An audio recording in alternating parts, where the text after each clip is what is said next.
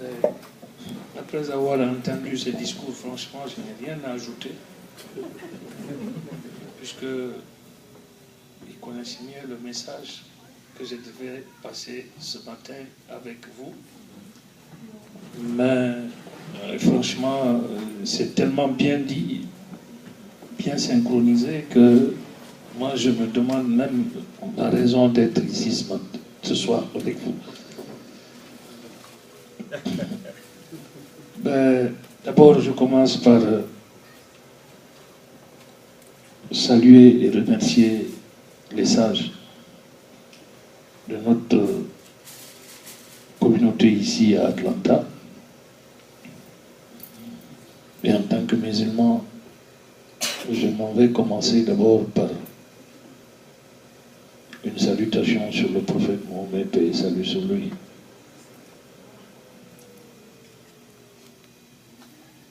Sans oublier nos amis chrétiens, parce que les religions du livre sont faites pour s'entendre. Je m'en vais, avant de me tourner vers la structure de l'UFR, d'abord me tourner vers vous, parce que vous méritez mieux que nous, qui sommes en face. Vous êtes soucieux de votre pays, vous avez des occupations que vous avez laissées pour venir nous écouter, pour venir composer avec nous, échanger avec nous. Donc franchement, je vous remercie et je vous demande de vous applaudir vous-même. Ce n'est pas facile d'être leader d'opinion chez nous, dans une situation aussi compliquée, complexe, comme celle que la Guinée connaît aujourd'hui.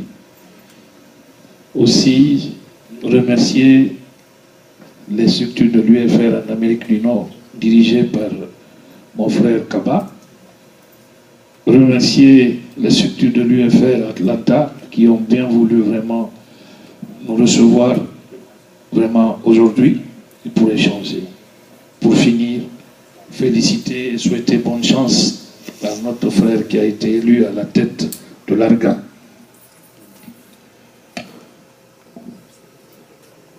Il est difficile quand on ne connaît pas une situation de mieux le présenter.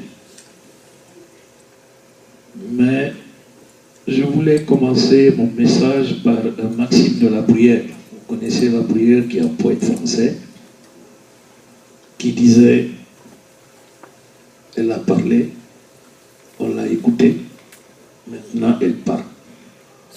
Certes, il y a eu beaucoup de réunions, beaucoup de rencontres à Atlanta qui ont parlé, on les a écoutés. Aujourd'hui, c'est à notre tour de parler et de nous écouter.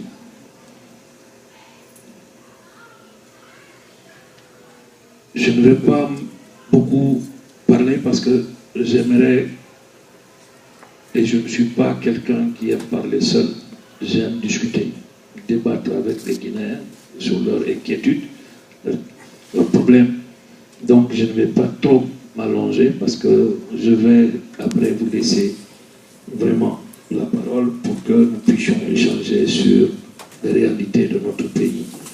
Mais ce que je voulais dire et que je constate ici, et qui est vraiment ce qui me tient le plus à cœur et qui tient le président de l'UFR, le président Sidi Atou à cœur, et qui tient l'UFR à cœur, c'est l'unité de la Guinée, et que cette unité aujourd'hui est ici en face de nous, puisque tous les Guinéens, dans leur appartenance ou dans leur milieu régional, sont ici présents, et mieux, ils affirment à travers leur déclaration que leur objectif, c'est vraiment se battre pour l'unité du pays. Aujourd'hui, c'est le point central du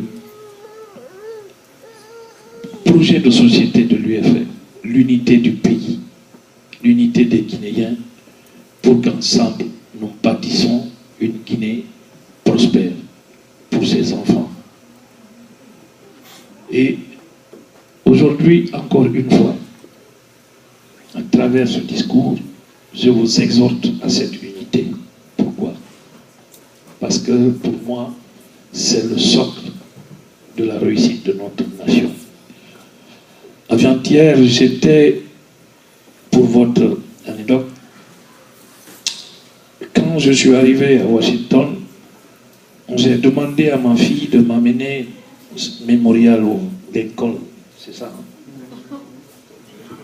Lincoln Memorial. Et il m'a demandé pourquoi. Je lui ai dit que je vais l'expliquer après. On est allé, j'ai regardé les statues de Lincoln, et puis j'étais accompagné par Kaba. Je lui ai demandé s'il connaissait l'endroit où on était arrêté. C'était marqué ici, le 28 août 1968, un homme nommé Martin Luther King s'est adressé au peuple noir en disant « j'ai fait un rêve ». Je l'ai dit, Wari, deux symboles. Le premier qui a ce statut, lui, il a aboli l'esclavage dans ce pays. Parce qu'il a voulu une nation forte, une nation qui allait dominer le monde comme aujourd'hui on le constate. Le second s'est battu pour l'émancipation de sa race, pour que cette dernière participe à l'édification de la nation moderne américaine. Et le socle de cette nation, c'est deux choses, la liberté et la légalité. Tout homme averti aujourd'hui en politique, tout homme qui veut le bien de son pays doit se battre pour ces deux principes. Ça a été ma leitmotiv depuis que j'étais jeune.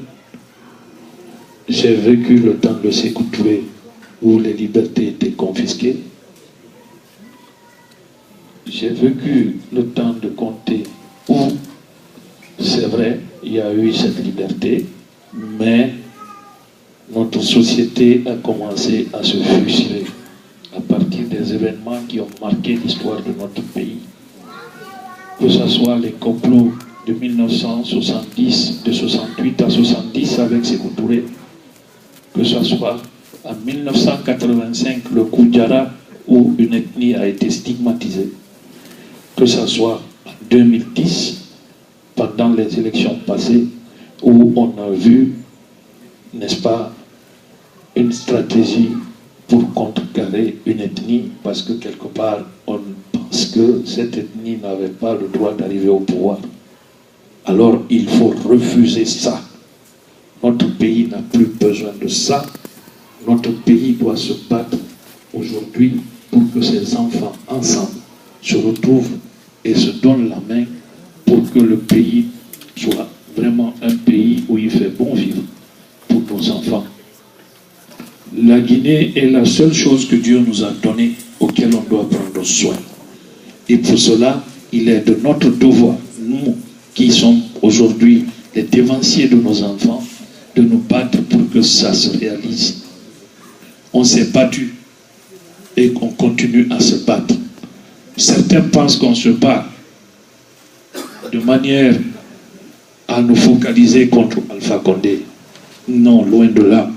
Le but de notre combat aujourd'hui, ce n'est pas seulement de faire partir Alpha, mais c'est de donner à notre pays une démocratie libérale et compétitive qui pourra donner à notre pays la crédibilité et la place qui est sa sienne dans le concert des nations. Notre combat, c'est aussi, n'est-ce pas, permettre aux Guinéens de prendre leur destin en main. Parce que si aujourd'hui l'opposition conteste les agissements de la CENI, si l'opposition aujourd'hui conteste, n'est-ce pas, et demande à ce qu'il y ait une élection libre et transparente, c'est pour permettre au peuple de prendre le pouvoir. Quand on dit au peuple de prendre le pouvoir, ce n'est pas par les armes, mais c'est d'avoir un moyen de pression sur les gouvernants que nous sommes en en disant que vous allez nous dire ce que vous allez faire, nous allons voter pour vous, mais si vous ne faites pas ce que vous avez dit, nous avons le pouvoir de vous chasser et que ce pouvoir-là, nous le détenons en tant que légitimité réelle. C'est ça le vrai combat. Et c'est pour cela qu'on veut appeler tous les Guinéens à cela. Aujourd'hui, comme Kaba l'a dit et comme M. Amba l'a dit tout à l'heure, l'UFR est le creuset de cette nation.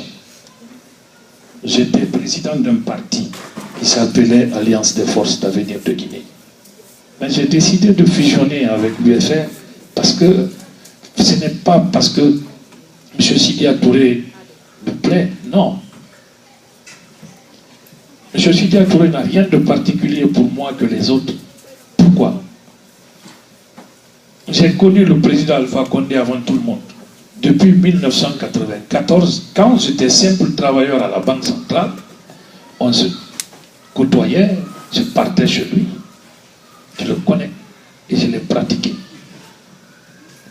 Selou Dalein a été mon premier directeur à la Banque centrale quand je suis rentré à la banque en 1993. Lansana Kouyaté était mon premier ministre. Il m'a choisi comme premier ministre de la jeunesse. Si je devrais choisir par mon cœur et par la passion, j'aurais choisi entre ces trois hommes. Mais c'est la raison et l'intérêt de la Guinée qui m'ont conduit à dire oui. Ce monsieur qui est Sidya Touré est aujourd'hui comme le SIG et le slogan de l'UFR l'indique, la vraie solution de notre pays, parce que j'ai compris les vrais problèmes de notre pays. Et votre président l'a si bien stigmatisé qu'on va se battre pour que l'ethnocentrisme soit enrayé dans notre communauté, parce que c'est un véritable frein aujourd'hui à l'émancipation de notre pays. Le pays a besoin d'unité. Et pour ça, il nous faut une âme cosmopolite. Et Sidya représente aujourd'hui pour moi, pour ma vision, cette âme cosmopolite, parce qu'il a en lui les ingrédients de toutes les différences que compose notre nation ou notre peuple. Et mieux, je pense que